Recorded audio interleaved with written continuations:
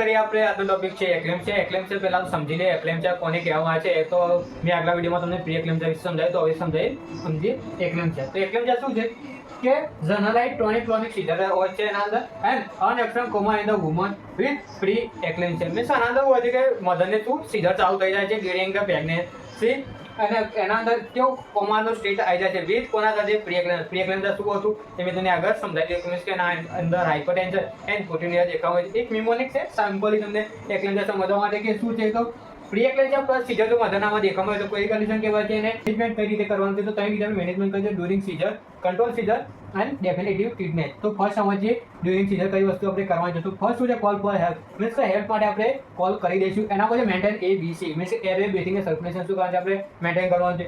અને place the patient left lateral position. Means કે patient છે તેને આપણે કઈ લેફ્ટ લેટરલ પોઝિશન આપવાની છે, જેથી હાઇપરટેન્શન સ્લાઇટલી ડિક્રીઝ દેખાવ મળે. એના અંદર ગીવ ઓક્સિજન. મીન્સ હવે આપણે શું કરવાનું છે, ઓક્સિજન આપવાનું છે. મધરને કેટલું આપવાનું છે, 8 to 10 લીટર પર મિનિટ.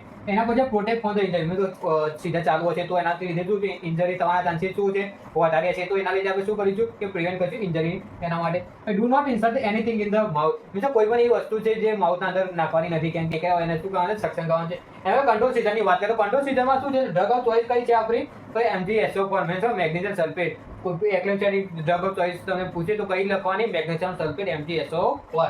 તો એના મોનિટર એ ડ્રગ આપણે પહેલા કઈ વસ્તુ મોનિટર કરવાનું છે, રેસ્પિરેશન મોનિટર કરવાનું છે.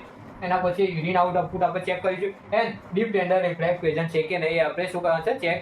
મીન્સ કે બીપી કઈ રીતે આપણે કંટ્રોલ કરીએ. બીપી કંટ્રોલ માટે આપણે કઈ ડ્રગ યુઝ કરતા હોય છે, એન્ટી હાઇપરટેન્સિવ ડ્રગ યુઝ કરતા હોય. પ્રેગ્નન્સી માટે કેટલી સ્પેસિફિક ડ્રગ છે એન્ટી હાઇપર, તો એના અંદર છે લેબેટાલો એન્ડ નેફિડિપિન. હવે વાત કરીએ ડેફિનેટિવ ટ્રીટમેન્ટ. મીન્સ કે કોઈ પણ તમે વધુ કરી દે પછી ડેફિનેટ ટ્રીટમેન્ટ કઈ હોઈ શકે છે. તો ડેફિનેટ ટ્રીટમેન્ટ અંદર શું હોય છે કે delivery of the baby and patient after maternal stabilisation. Means કે જે બેબી અને મધર જે પેશન્ટ હોય એને શું આપણે ડિલિવરી કરાવી છે, ત્યારે જ્યારે મધર સ્ટેબલ થાય ત્યારે સીઝન સેક્શન કરાવી શકો. તો ઇફ પોસિબલ હોય તો વધારાના ડિલિવરી પણ તમે કરાવી શકો. હવે વાત કરીએ નર્સિંગ રિસ્પોન્સિબિલિટી. તો નર્સિંગની કઈ કેવી રિસ્પોન્સિબિલિટી હોય છે ડ્યુરિંગ ધ જ્યારે આપણે ટ્રીટમેન્ટ કરતા હોય એક્લેમ્પ્સિયા વાળા પેશન્ટને ત્યારે. તો ફર્સ્ટ શું છે કે મોનિટર બીપી ફ્રીક્વન્સી. જે બ્લડ પ્રેશર છે આપણે શું ફ્રીક્વન્સી શું કરવાનું છે, મોનિટર કરવાનું છે. એના પછી અસીધા ન્યુરોલોજીકલ સ્ટેટસ. મીન્સ કે આપણે આગળ ડેફિનેશનમાં જોયું કોમાની સ્ટેટસ હોય છે મધરનું, તો એ પણ આપણે અસીધું ન્યુરોલોજીકલ સ્ટેટસ. એના પછી check DTR means deep tender reflex આપણે શું કરવાનું છે, અસિસ્ટ કરવાનું છે. જ્યારે પણ તમે MgSO4 નો ડોઝ આપો એના પહેલા. એના પછી મોનિટર રેસ્પિરેટરી રેટ કરવાનું છે કે રેસ્પિરેટરી શું ડિક્રીઝ દેખાવ મળતું હતું. એના stick IO chart means input અને આઉટપુટ આપણે ચાર્ટ શું કરવાનું, સ્ટ્રિક્ટલી મોનિટર કરશું. એના